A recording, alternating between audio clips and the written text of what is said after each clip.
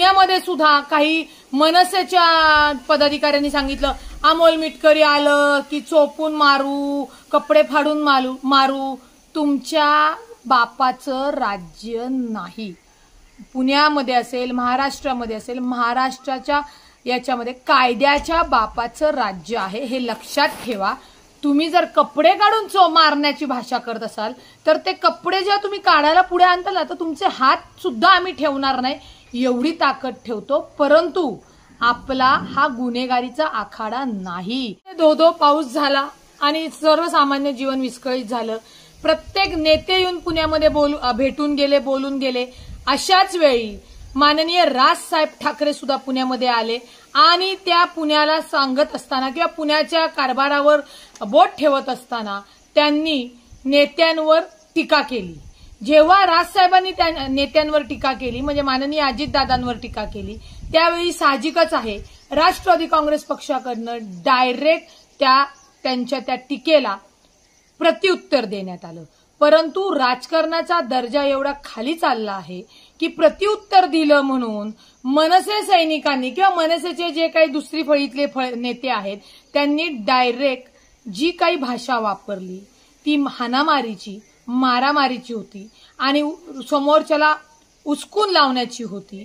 त्यामध्ये मनसेच्या काही लोकांनी आमदार अमोलभाऊ मिटकरी यांची गाडी फोडली.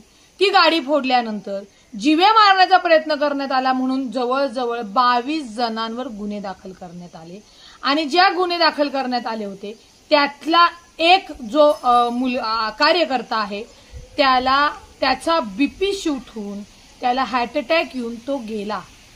एवढं राजकारण कुचकं आणि एवढं खालच्या दर्जाचं आपण बनवलेलं आहे का, याचा विचार महाराष्ट्र नवनिर्माण सेनेच्या प्रत्येक नेत्यांनी करणं गरजेचं आहे. विचारांची लढाई झाली पाहिजे. तुम्ही जर दुसऱ्यावर टीका करता तर टीका सहन करायची सुद्धा तुमची कॅपॅसिटी झाली पाहिजे. परंतु तसं न करता राजकारणामध्ये जे गुन्हेगारी आणण्याचा प्रयत्न करतायत त्या गुन्हेगारी आणण्यामध्ये जेव्हा गुन्हे दाखल होत आहेत तेव्हा आपलाच कार्यकर्ता जो आपल्या पक्षासाठी फार महत्वाचा असतो, कारण का पक्ष हा कार्यकर्त्यांवर चालतो, काम करणाऱ्या कार्यकर्त्यांवर चालतो आणि असा जर तो आपला कार्यकर्ता, सहकारी, भाऊ अर्ध्यात जर सोडून जात असेल तर अशा लढाईचा उपयोग काय, ही वेळ आलेली आहे. आणि पुण्यामध्ये सुद्धा काही मनसेच्या पदाधिकाऱ्यांनी सांगितलं अमोल मिटकरी आलं की चोपून मारू, कपडे फाडून मारू. तुमच्या बापाचं राज्य नाही. पुण्यामध्ये असेल, महाराष्ट्रामध्ये असेल, महाराष्ट्राच्या याच्यामध्ये कायद्याच्या बापाचं राज्य आहे, हे लक्षात ठेवा. तुम्ही जर कपडे काढून मारण्याची भाषा करत असाल तर ते कपडे जेव्हा तुम्ही काढायला पुढे आणताल तर तुमचे हात सुद्धा आम्ही ठेवणार नाही, एवढी ताकद ठेवतो. परंतु आपला हा गुन्हेगारीचा आखाडा नाही, राजकारणाचा आखाडा आहे.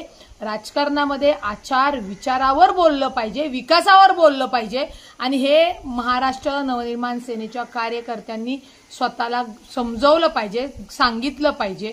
मी म्हणत नाही की हे सगळं करायला कुठल्या नेत्यांनी सांगितलं असेल, म्हणजे माननीय राजसाहेबांनी सांगितलं असेल, परंतु माननीय राजसाहेबांनी टीका केल्यानंतर राष्ट्रवादी काँग्रेस पक्षामधनं त्याला प्रत्युत्तर गेल्यानंतर ही जी खालची नेते मंडळी आहेत जे मारायची, धमकवायची, जीवे मारण्याची जी धमकी देतात, या सगळ्यांवर कायद्याने कारवाई झाली पाहिजे. आणि मी तर पुणे पोलिसांना आणि गृह खात्याला विनंती करेल की जे कोणी राजकारणाच्या नावाखाली गुन्हेगारी पसरवतात, दहशत निर्माण करतात, त्यांना 1 वर्षासाठी तुरुंगवास द्यावा. त्याच्याशिवाय यांना राजकारण काय आहे आणि गुन्हेगारी काय आहे हे समजणार नाही.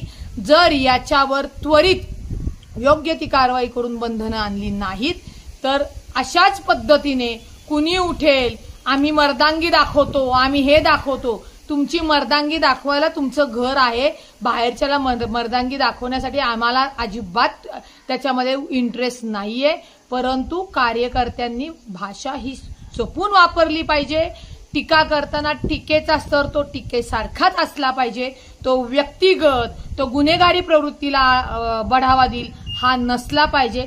तर आपण योग्य ते राजकारणी आहोत हे प्रत्येकाच्या लक्षात येईल. अन्यथा सगळे राजकीय जे हे असे मारामारीचे आणि गुन्हेगारीचे जे काही धमक्या देतात त्यांच्यावर कडक कारवाई होणं गरजेचं आहे. ते राजकारणी नाहीत. आणि तुमच्याच व्हिडिओच्या माध्यमातून जो बिचारा मनसैनिक भाऊ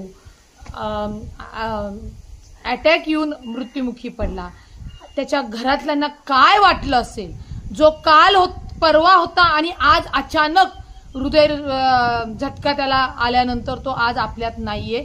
तर याची प्रत्येक नेत्यांनी यांनी काळजी घेतली पाहिजे की आपल्या कार्यकर्ता आपल्याला अशा या बारक्या खुनशी वृत्तीसाठी आपण गमवतोय ते गमवून देऊ नका.